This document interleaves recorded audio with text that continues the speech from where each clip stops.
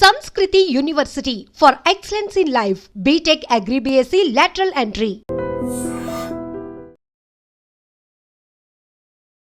Namaste, welcome to iDream Talking Point with Kavita.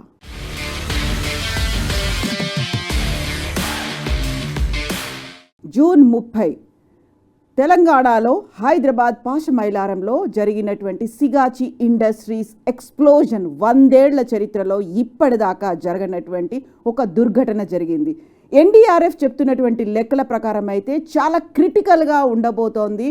ఎవరైతే చనిపోయారో, miss అయ్యారో వాళ్ళ బాడీ పార్ట్స్ని ట్రేస్ చేసి డిఎన్ఏని ఐడెంటిఫై చేయడం అనేది చాలా క్రిటికల్ ప్రాసెస్గా ఎన్డీఆర్ఎఫ్ దుర్ఘటన జరిగినటువంటి కొన్ని గంటల్లోనే అనౌన్స్ చేసింది. ఇప్పటికి కూడా 8 మంది ఆచూకీ తెలియకుండా పోయింది. 44 మంది చనిపోయినట్టుగా ప్రభుత్వం అధికారికంగా అనౌన్స్ చేసింది. దుర్ఘటన జరిగిన వెంటనే 12 గంటల పాటు మంటలు వెలువడ్డాయి, దట్టమైనటువంటి పొగ అలముకుంది. ఆ సమయంలో జరిగినటువంటి ఒక బ్లాస్ట్ అక్కడున్నటువంటి వ్యక్తుల దేహాల్ని ఛిద్రం చేసింది. కుప్పలు కుప్పలుగా పడిపోయినటువంటి మృతదేహాలతో పాటుగా ఖండఖండాలుగా ఉడికిపోయినటువంటి పరిస్థితుల్లో దొరికినటువంటి డెడ్ బాడీస్ని తరలిస్తున్నటువంటి దృశ్యాల్ని ఒక్కసారి మనం చూస్తే అట్టాపెట్టెల్లో తీసుకెళ్తున్నారు. ఎందుకంతా ఇలాంటి పరిస్థితి, ఇలాంటి దుస్థితి ఏర్పడింది. ఇప్పటికి కూడా 8 మంది ఆచూకీ తెలియలేదు. మిగిలినటువంటి ఏవైతే ట్రేసెస్ మిగిలాయో ఆ ట్రేసెస్ని ఇలా అట్టపెట్టెల్లో తరలించారు. ఫోరెన్సిక్ పరీక్షల కోసం తరలిస్తున్నారు. ఇప్పటికైతే ఫోరెన్సిక్ డిపార్ట్మెంట్ దగ్గర 70 ఇలాంటి శాంపిల్స్ అనేవి ఉన్నాయి. డిఫరెంట్ బాడీ పార్ట్స్ అనేవి వాళ్ళకి దొరికాయి. ఆ బాడీ పార్ట్స్ని ఐడెంటిఫై చేయడం చాలా కష్టతరంగా మారింది. ఇప్పుడు నిన్న national disaster management authority NDMA Sigachi ఇండస్ట్రీస్ని అక్కడున్నటువంటి పరిస్థితుల్ని ఎంక్వైరీ చేసింది. ఏం జరిగింది అనేటువంటి విచారణ చేపట్టింది. అందులో ప్రధానంగా తెలుస్తున్నటువంటి లెక్క యాక్చువల్గా 192 మంది హైదరాబాద్ సిగాచి ఇండస్ట్రీలో వర్క్ చేస్తుంటే 110 మంది రెగ్యులర్ ఎంప్లాయీస్ ఉన్నారు, 82 మంది కాంట్రాక్ట్ ఎంప్లాయీస్ అనేవాళ్ళు వర్క్ చేస్తున్నారు. ఈ దుర్ఘటన జరిగినప్పుడు 143 మంది ఆ పరిశ్రమలో పనిచేస్తూ ఉన్నప్పుడు లెక్కల్ని బట్టి చూస్తే అయితే 143 మంది ఆ పరిశ్రమలో అగ్ని ప్రమాదం జరిగినప్పుడు, బ్లాస్ట్ జరిగినప్పుడు వర్క్ చేస్తూ ఉంటే 53 మంది చిన్న చిన్న గాయాలతో అయినప్పటికీ కూడా ఇంటికి చేరుకున్నారు. 44 మంది చనిపోయారు, 8 మంది స్టిల్ మిస్సింగ్గా ఉన్నారు. 14 మంది ట్రీట్మెంట్ తీసుకుంటూ ఉంటే అందులో 2 పరిస్థితి క్రిటికల్గా ఉంది. ఐసీయూలో వాళ్ళని అడ్మిట్ చేశారు. ఇక ఓవరాల్గా ఉన్నటువంటి 143 మందికి సంబంధించి 5 కేటగిరీలుగా డివైడ్ చేశారు. అందులో ఇంజ్యూర్డ్ బట్ సర్వైవర్స్గా ఉన్నారు. వాళ్ళు హాస్పిటల్ కాకుండా ఇంటికి వెళ్ళినటువంటి పరిస్థితుల్లో ఉన్నారు. ఇంజ్యూర్డ్ పర్సన్స్ ఉన్నారు, ఇందులో క్రిటికల్గా ఉండేవాళ్ళు ఉన్నారు, చనిపోయిన వాళ్ళు ఉన్నారు, అన్ఐడెంటిఫైడ్ పర్సన్స్ ఉన్నారు. అక్కడ అన్ఐడెంటిఫైడ్గా ఉన్నారు. ఇప్పటికీ కూడా ఫోరెన్సిక్స్ సంబంధించి 70 శాంపిల్స్ అనేవి అక్కడ ఉన్నాయి. ఎట్ ద సేమ్ టైం 8 మంది మిస్ అయ్యారు కాబట్టి 5th కేటగిరీగా మిస్సింగ్ అనేది చేర్చారు. యాక్చువల్గా ఇక్కడి నుంచి ఫోరెన్సిక్ ల్యాబ్కి ఈ అట్టపెట్టెల్లో అక్కడ ఛిద్రం అయిపోయినటువంటి శరీర భాగాలు అయితే వచ్చాయి. వాటిని ఐడెంటిఫై చేయడం, DNA కోసం తరలించినప్పటికీ కూడా ఐడెంటిఫై చేయడం కష్టంగా మారింది. కాబట్టి వెరీ రీసెంట్గా అహ్మదాబాద్లో జరిగినటువంటి ఫ్లైట్ దుర్ఘటన, విమాన ప్రమాదంలో ఎలా ట్రేసెస్ ఐడెంటిఫై చేశారు, DNA టెస్ట్లని ఎలా కనుక్కున్నారు అనేది తెలుసుకోవడానికి ఇక్కడి నుంచి టీమ్స్ అహ్మదాబాద్కు కూడా వెళ్ళాయి. అయితే అక్కడే ఒక కీలకమైనటువంటి క్లిష్టతరమైనటువంటి పరిస్థితి, అహ్మదాబాద్ ప్లేన్ దుర్ఘటనలో అక్కడ సీట్ నెంబర్ల వారీగా ప్రయాణికులు కూర్చున్నారు కాబట్టి వాళ్ళని ఐడెంటిఫై చేయడం చాలా ఈజీ ప్రాసెస్ అయింది.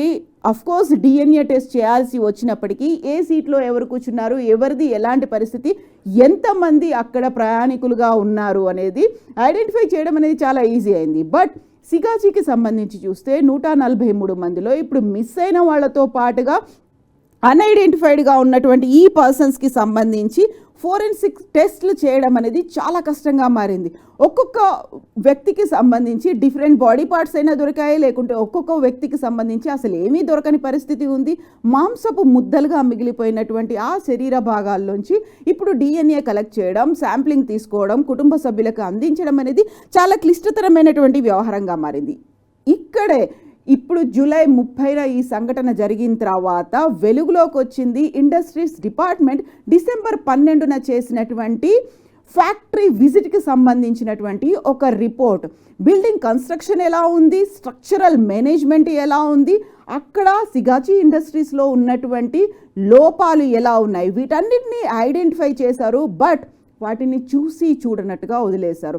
At the same time minimum maintain చేయాల్సినటువంటి ఫైర్ సేఫ్టీ నామ్స్ అనేవి కూడా మెయింటైన్ చేయకపోవడం వల్లే ఇంత భారీ స్థాయిలో అగ్ని ప్రమాదం అనేది అయితే జరిగింది అనేది డిసెంబర్ 12న ఇండస్ట్రీస్ డిపార్ట్మెంట్ ఇచ్చినటువంటి రిపోర్ట్ ఈ మధ్యన వెలుగులోకి వచ్చింది. ఒకవేళ అప్పుడే ఆ రిపోర్ట్ని బేస్ చేసుకొని సిగాచి యాజమాన్యం కనుక రెస్పాండ్ అయ్యి ఉంటే ఇంత భారీ స్థాయిలో ప్రమాదం జరగకపోయేది, 44 మంది మరణించి ఉండకపోయేవాళ్ళు, 8 మంది ఆచూకీ ఇప్పటికీ దొరకని పరిస్థితి ఉంది. కాబట్టి ఇవన్నీ అవాయిడ్ చేసినట్టుగా ఉండేది. కనీసం బేసిక్ ఫైర్ సేఫ్టీ నామ్స్ అన్నా తీసుకొని ఉంటే. సిగాచి ఇండస్ట్రీస్లో ఈ అగ్ని ప్రమాదం జరిగినప్పుడు రియాక్టర్ పేలిందా, ఏం జరిగింది అనేది అప్పుడు బోల్డని క్వశ్చన్ మార్క్స్ ఉన్నప్పటికీ కూడా సిగాచి యాజమాన్యం మాత్రం ఒకటే చెప్పింది, అక్కడ డస్ట్ అనేది పేరుకుపోవడం వల్ల ఇంత పెద్ద బ్లాస్ట్ అయింది. ఆ డస్ట్ పేరుకున్నటువంటి ఈ సంఘటన డిసెంబర్ 12న జరిగినటువంటి రిపోర్ట్లోనే ఉంది. దాన్ని రెక్టిఫై చేయలేకపోవడం వల్లే ఈ ప్రమాదం జరిగిందని.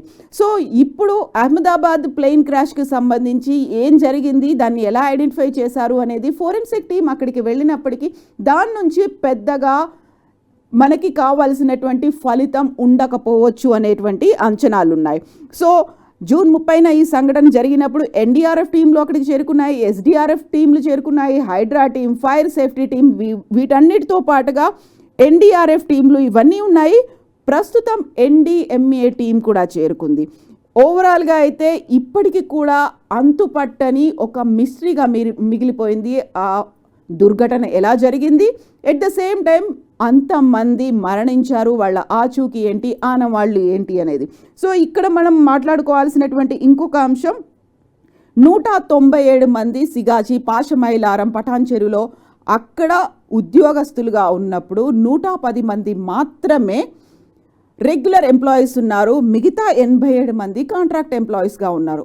ఒక పర్సన్ అదే రోజు కాంట్రాక్ట్ వర్క్ కోసం అక్కడ జాయిన్ అయ్యాడు. ఆ అబ్బాయి ఆనవాళ్ళు కూడా లేకుండా పోయాయి. తండ్రి ప్రతిరోజు సిగాచి దగ్గరికి వస్తున్నాడు ఎంక్వైరీ కోసం, ఎందుకంటే అక్కడ రెవెన్యూ సిబ్బంది ఇప్పటికీ కూడా ట్రేసెస్ వెతికే పనిలో ఉన్నారు. కాబట్టి ఆ పర్సన్, ఆ అబ్బాయి వాళ్ళ తండ్రి ప్రతి హాస్పిటల్ దగ్గర తిరుగుతున్నాడు, ఏమైనా ట్రేసెస్ దొరికాయా, ఫోరెన్సిక్ డిపార్ట్మెంట్ దగ్గరికి తిరుగుతున్నాడు, మా అబ్బాయి ఆనవాళ్ళు ఏమైనా దొరికాయా.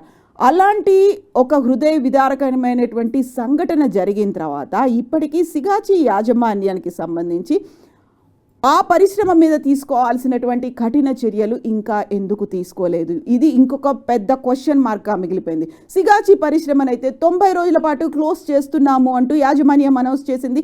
ఇదే వివరాల్ని, ఇదే ఇన్ఫర్మేషన్ని స్టాక్ మార్కెట్ కూడా అందించింది. బట్ నేర్చుకోవాల్సినటువంటి పాఠాలు అయితే చాలా ఉన్నాయి. ఇలాంటి సంఘటనలు మళ్ళీ జరగకుండా తీసుకోవాల్సినటువంటి చర్యలు కూడా ఉన్నాయి. 100 ఏళ్లలో ఇలాంటి దుర్ఘటనని మేము ఎప్పుడూ చూడలేదు అని ఎన్డీఆర్ఎఫ్ చెప్తున్నప్పటికీ ఒక హిస్టరీని క్రియేట్ చేసింది, ఒక బ్లాక్ మార్క్గా మిగిలిపోయింది.